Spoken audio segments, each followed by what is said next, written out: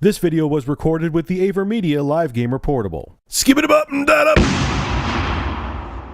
So the once Wii U exclusive Rayman Legends is being hoarded out even more. Ubisoft has confirmed that a PC version of Rayman Legends will be released alongside the previously announced home console and Vita editions in August. The game, which started out as a Wii U exclusive due for release in February, was delayed to August in order to allow for a simultaneous release on the Xbox 360 and PS3. The Vita version was revealed in May. I mean, beyond the fact that I think Ubisoft is ridiculous for not releasing Rayman Legends on the Wii U in February. Fine, you're making it for the PS3 and 360. I don't know if there was some kind of contractual thing that you couldn't release it for the Wii U first, but you have the damn game done. If there was nothing legal going on, just release the damn game.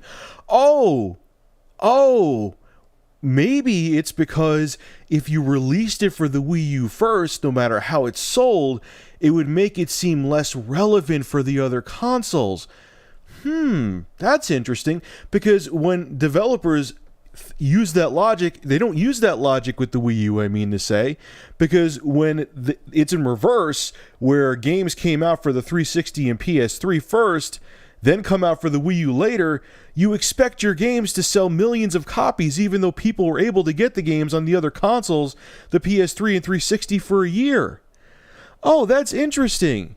It's interesting how you use the logic in the other direction for the consoles with bigger install bases, but the Wii U, oh man, we re-released Mass Effect 3 and it only sold 12 copies because the game's been out for over a year for other consoles? Oh man, that means the Wii U games won't sell on the Wii U. Anyway, I know I went off on a rant and a tangent there, but beyond that little rant I just had, and beyond the fact that I also think Ubisoft is ridiculous for using the horrible game. I know people like it. I'm sorry if you do. I'm not knocking you. I hate the game. They used Zombie U as a litmus test, and they're like, oh, that crappy game didn't sell, so Rayman Legends won't sell, so we're going to make it multi-platform and delay it. What this is really showing beyond all the crap I just said is that third-party exclusives, unless Sony, Microsoft, or Nintendo are willing to open up their wallets and give developers and publishers a shit ton of cash to make a game exclusive on their console, third-party exclusives are dead, man. They were almost all but dead for this generation. I really think that minus, like Dead Rising 3, which I'm sure Microsoft had to pay out the ass for, and games like that, and Titanfall, which technically isn't an Xbox One exclusive, it's coming to PC as well, developers and publishers are going to want to make as much bread as they can.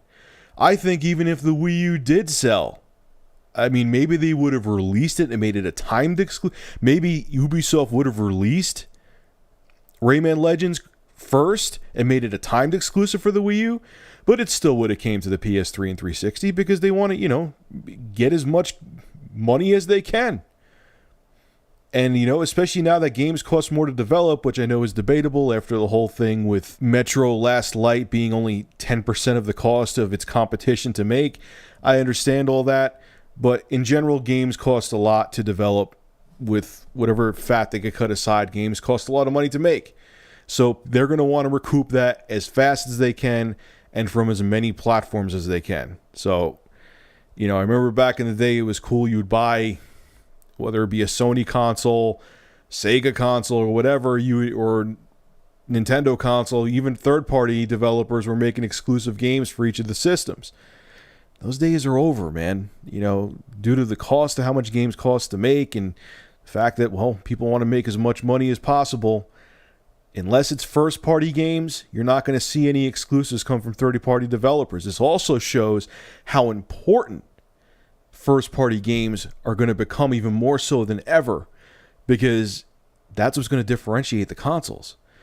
If Sony, Microsoft, and Nintendo didn't have exclusives, what would be the point of having 3 different consoles? If I could get all the same damn games for all 3 systems, why have multiple systems? What sense of urgency would there be? If there wasn't God of War, what sense of urgency would there be to get, a PlayStation 4 or PlayStation 3? If there wasn't Halo, what would be the urgency to get an Xbox One? If there wasn't Mario, if there wasn't Zelda, what would be the urgency to get Wii U? All three of the big three console makers need to step up their game, no pun intended, and they need to make sure, especially Microsoft, which I'm glad I see them doing that. They're really pushing to get exclusives for the Xbox One, but you need to make sure you have some fantastic IPs. Nintendo probably is the most secure out of all three, Sony in second place, but you better keep them coming. You better keep strengthening your first-party IPs, because if you don't, you're just going to be a computer, a specialized computer made mostly for gaming. It's going to be all about those first-party games, man. That is the bottom line. Anyway, folks, make sure to rate, comment, favorite, and subscribe. And as always, thank you for supporting Review Tech USA. Have a good one.